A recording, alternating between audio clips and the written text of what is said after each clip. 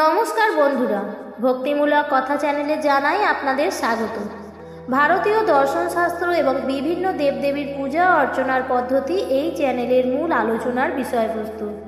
বন্ধুরা, রান্নাঘরের কিছু প্রয়োজনীয় তথ্য যা আমাদের গৃহস্থের সুখ শান্তি বজায় রাখার জন্য জানা অত্যন্ত জরুরি। রান্নাঘরের বাস্তুশাস্ত্র সম্পর্কে কিছু জানব যেটি মা লক্ষ্মীকে প্রসন্ন রাখতে সাহায্য করবে।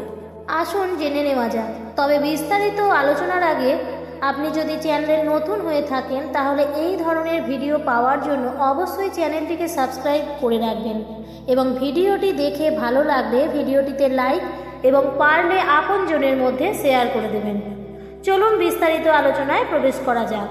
কোনো এক সময় মা লক্ষ্মীর কোপে স্বয়ং জগন্নাথ এবং বলরামও পড়েছিলেন। অত্যন্ত কাতর হয়ে গিয়েছিলেন তারা।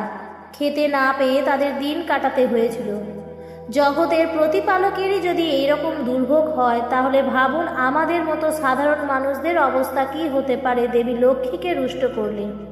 দৈনন্দিন জীবনে সাধারণত লোকেরা রান্নাঘরে এমন কিছু কর্ম করে বসে বাস্তুশাস্ত্র মতে রান্নাঘরের জন্য যেগুলি করা একদমই উচিত নয়। বাড়ির রান্নাঘর ঘরের অন্য অংশগুলির থেকে সবচেয়ে পবিত্র একটি অংশ, যেখানে পঞ্চভূতের সকল উপাদান বিরাজ করে।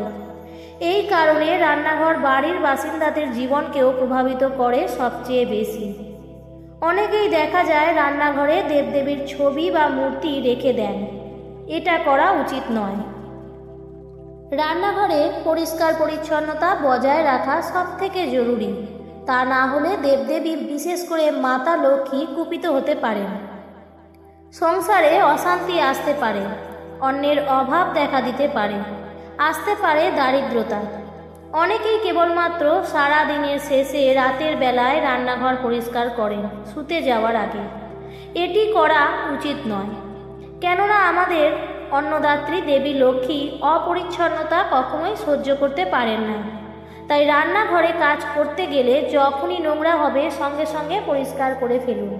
এটাই করা কর্তব্য। রান্নাঘরে অনেকেরই ফ্রিজ থাকে এবং তাতে থাকে অনেক দিনের জমিয়ে রাখা বাসি খাবার। বাসি খাবার বাড়িতে রাখা একদমই উচিত নয়।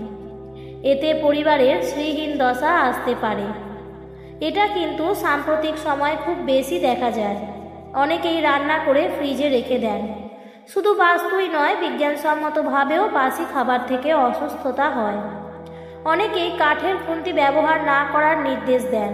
কাঠের খুন্তি থেকে অনেক সময় আগুন লেগে যেতে পারে এবং সেক্ষেত্রে পরিবারের কর্তার জন্য এটি অত্যন্ত অশুভ। রুটি যখন তৈরি করা হয় সবসময় চেষ্টা করবেন রুটি তৈরির পরে চাকি এবং বেলনটি ধুয়ে মুছে পরিষ্কার করে রাখবেন। এতে দেবী লক্ষ্মী প্রসন্ন থাকেন। অন্যথায় পরিবারের সদস্যদের মধ্যে অসুস্থতা দেখা দিতে পারে, তাদের মধ্যে অর্থের অভাব দেখা দিতে পারে। পরিষ্কার পরিচ্ছন্নতা এবং দেবী লক্ষ্মীর প্রসন্নতা একই সঙ্গে সম্পর্কযুক্ত। আর রুটি তৈরির সময় একটি কথা অবশ্যই মনে রাখবেন, প্রথম রুটি গরুকে এবং শেষ রুটি কুকুরকে অবশ্যই দেবেন। অনেকেরই রাতের খাবার রান্না করার পর কড়াই না ধোয়ার অভ্যাস আছে। এমনটা করা খাবারকেও অপমান করার সমান বলে মনে করা হয়। তাই রান্নাঘরে রান্নার পাত্র এবং গ্যাসের বার্নার রোজই পরিষ্কার করে নেওয়া উচিত। রান্নার পরে পরিষ্কার করে নেওয়া উচিত। এবং মনে রাখবেন, যখনই আপনি সকালে প্রথম কড়াই গ্যাসের ওপর রাখবেন তাতে একটু লবণ দিয়ে দেবেন। এতে বাস্তু দোষ দূর হয়। মনে রাখবেন, লবণ সাদা হওয়া উচিত, তাতে লঙ্কা বা হলুদ থাকা উচিত নয়।